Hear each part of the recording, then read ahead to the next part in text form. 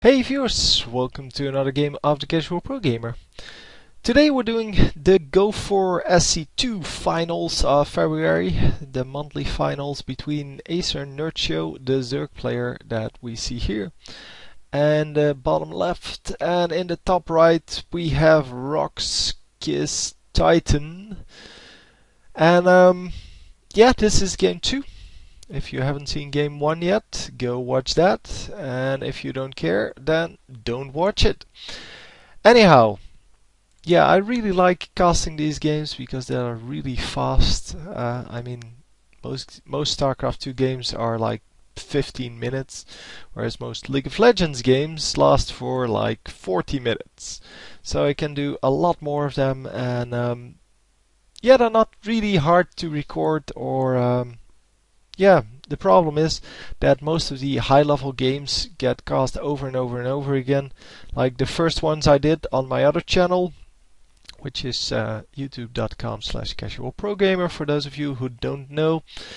Yeah, the ones I cast there actually were already like 5 times on YouTube by 5 different people, and that's just the ones that I saw. So yeah, that's kind of the problem with Starcraft matches. With League of Legends matches, you don't really have that, because I do a lot of user content, viewers playing their games, and yeah, I might actually start doing that for Starcraft as well. Don't know yet. I want to have some more exclusive content than just what everybody else is doing. So we see some overlords going out, we see a probe scout going out, we also see a drone scout going out, which is kind of surprising because we didn't see that last game. Yeah, the drone scout scouting that there is no Earth Expanse. Well, there is going to be one, but gateway first here with a pylon, not building the come on, forge first. So he won't have cannons really early on, and that might be significant. I'm not sure if that's the standard way to do this, but with the Nexus coming up, he doesn't really have the big defense going on. And yeah, the spawning pool here already completed.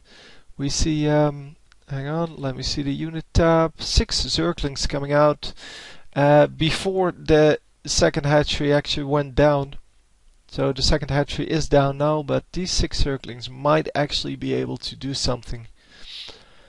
So anyway, yeah, this game may also already be up. I'm still kind of searching for a way to cast games that aren't on YouTube already, because I want to, yeah, maybe do something completely different, but I definitely don't want to have games that are already on YouTube all the time, because yeah, I'm still learning and people are going to compare too much, and this thing is going down.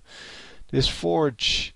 Wow, that is huge, because now these Zerglings are in the main base and they're going to pick off drones. Not drones, probes.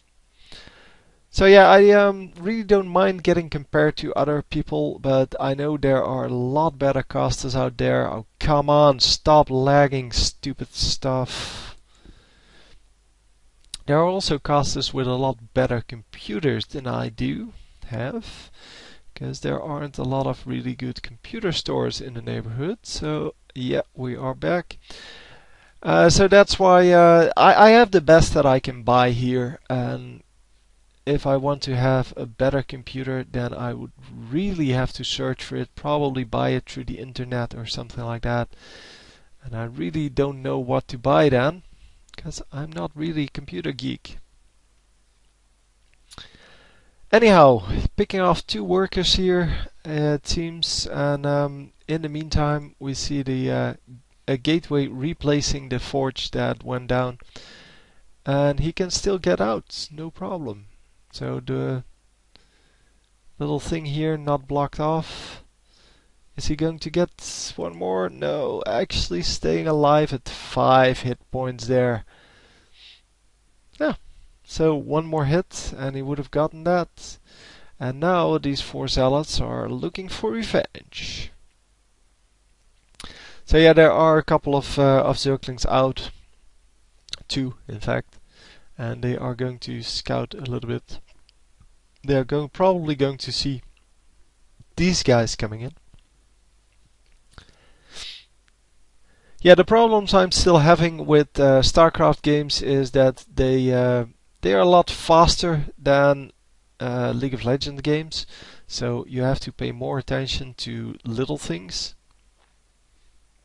And yeah, we see a lot of crap being posted in this base, a lot of pylons and such. And that means that he can now warp in units, assuming that he did have the warp gate researched. And yeah, the Zergling, the Zealots doing a good job of actually getting rid of that. Yeah, he does have the warp gates researched, and actually does have all of his units now in the front, meaning that his base is relatively open, but the Zerg player is in no position to actually use that to his advantage. And yeah, getting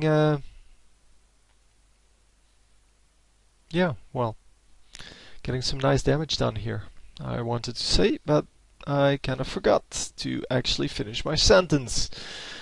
Anyway, Roach is coming out here. Roach is good against these stalkers, but since there are 2 pylons here, he may actually be able to reinforce this from the other side. He is going to. And these stalkers are going to run around, and then all of a sudden there are 8 stalkers instead of just the 5. And what's that? Or just the zealots. No problem. So his entire army is here, and if he loses this army, he's going to be in so much trouble. But yeah, well, so far so good. Let's see what the production tab tells us. There is speed coming out for the Zerglings. That's a little bit late, isn't it? 2 zealots coming in, but yeah, they are going to get sniped immediately. Another one coming in, and that's one is going to get sniped immediately. They do have less of a... Oh, completely cancels everything because the pylon got taken out.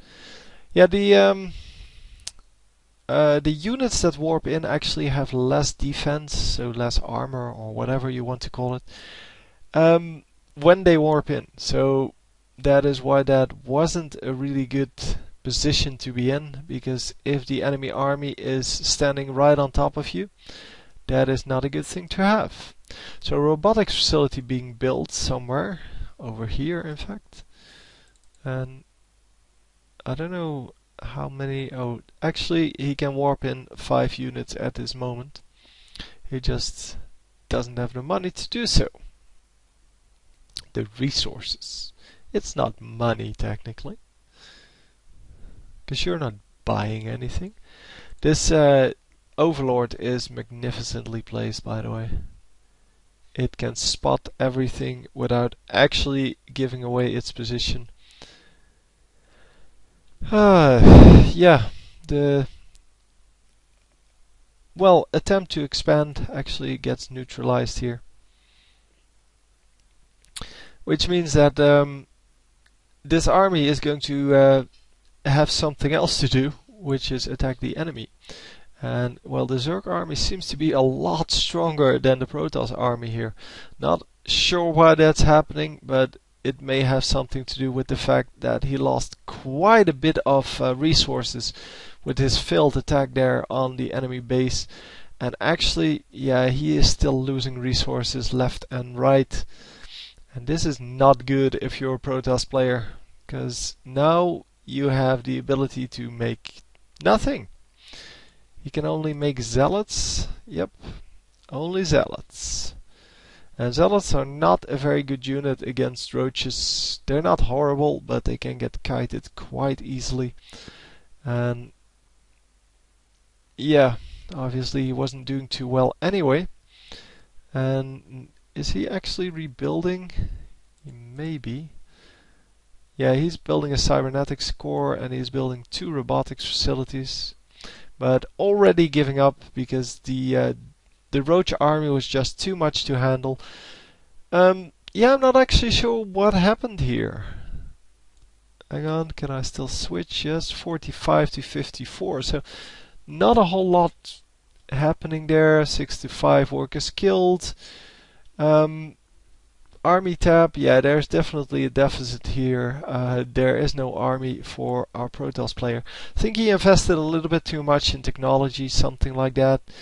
But yeah, I'm still trying to get the feel for the game, since I don't really play myself, especially not on this kind of a level. But yeah, he invested a lot in getting higher tech units, and then didn't have enough units to actually stop everything. The unit tab shows us that 28 Zerglings, 9 Roaches. Yeah, the 3 Queens aren't really offensive units. I think he just lost too much in this attack on this base and didn't get anything done. And the counterattack was just too good to come out. Anyway, hope you enjoyed. I'll see you next time. GG.